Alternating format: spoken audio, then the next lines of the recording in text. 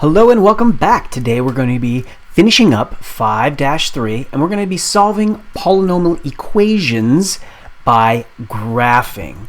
So follow along here and let's look at this application right here.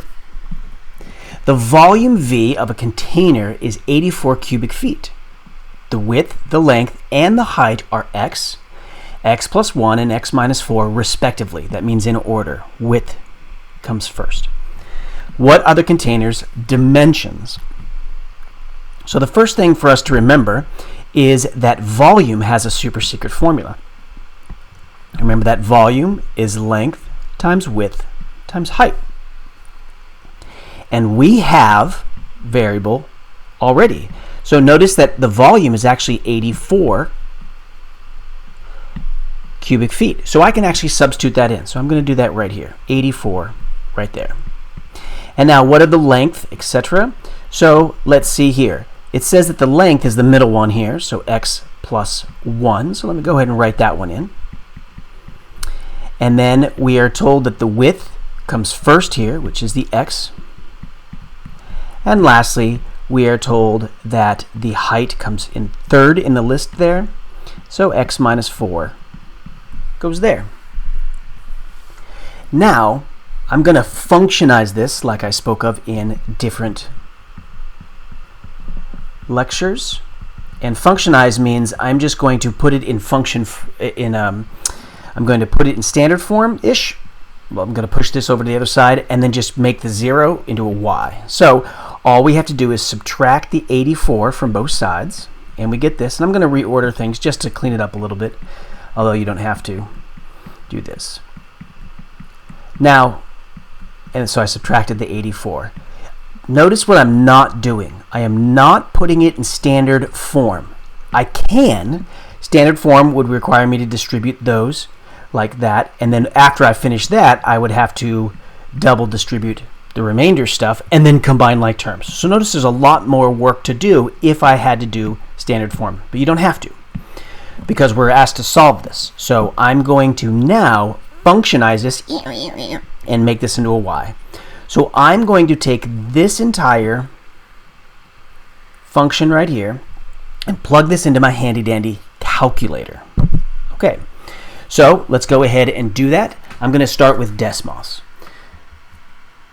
So over here is Desmos, and in order to make this one accurate, I'm going to subtract 84. And notice what I see and don't see. I don't actually see my function much, so I'm going to zoom out until I see more of my function happening. But one of the key things that's important here is not all that's happening down here. The most important part is what's happening here. Why? Because as a reminder, we are looking for the x-intercepts. That's what we're looking for. So, in the end, our answer is going to be x is approximately equal to probably some decimal, and then we need to find out if we find x, then we can find the other two there as well. Okay, so all we need to do, we don't need to see the entire function. All we need is this component right here. Just that right there. So, and notice that's an exact number. It's a 6. Great. So, or, whole number. So let's come back over here, and if x is 6, that means this is my width. Now remember, height, according to this, is x minus 4. So 6 minus 4 is a 2. And lastly, my length is x minus, so length is x plus 1. So 6 plus 1 is a 7. So this is a 2 by 6 by 7 box, and more specifically, these are feet. And there we go. Or you can list it as 3. Width is equal to 6 feet, your height is equal to 2, and your length is equal to 7.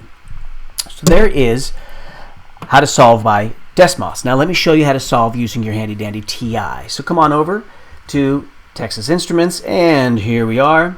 So I'm going to go into y equals, and I'm going to enter exactly that formula, that function right here. So we do x, parentheses, and then x plus 1,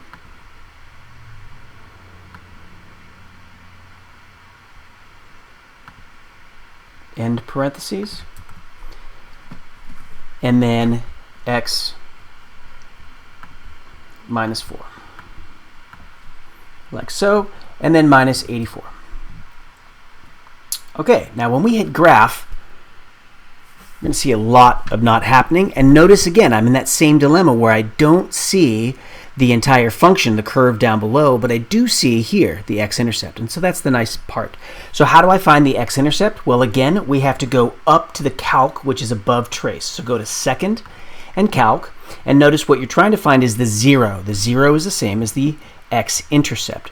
So first it asks us to do left bound. I have no clue where we are. It says we're at 0, negative 84. So we're on this line way down here somewhere. Okay, so you're allowed to hit enter right now, and notice what happens. It creates, in my version of the calculator, it gives me this little triangle. So I'm going to scroll right until I get to the right bound. How do I know when I get there? Well, it might not be able to see it on this, but let's see. We see how things are moving. Notice here the negative 58, negative 38, 28, etc. That means I'm going up. I'm going up this curve right there.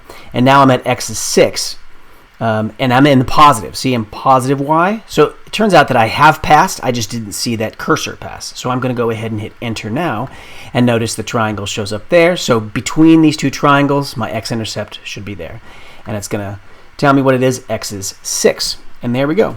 So that's how we do it with the TI. A lot more tedious, I understand, but it is what it is. Let me set you up for this one and then let you finish this one up.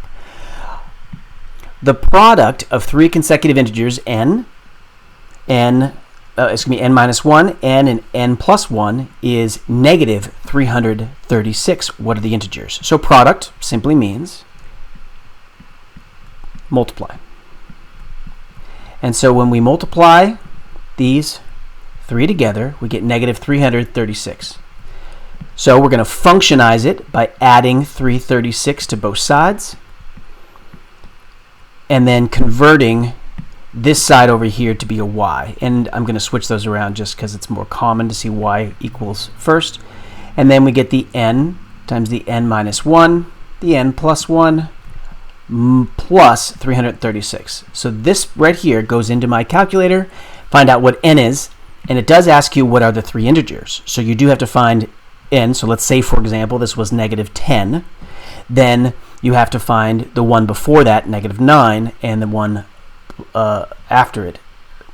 Sorry, if it were negative 10, then you would have to find the negative 9, which comes after, and the negative 11, which is before. All right, so those aren't the answers, but go ahead and finish that one up.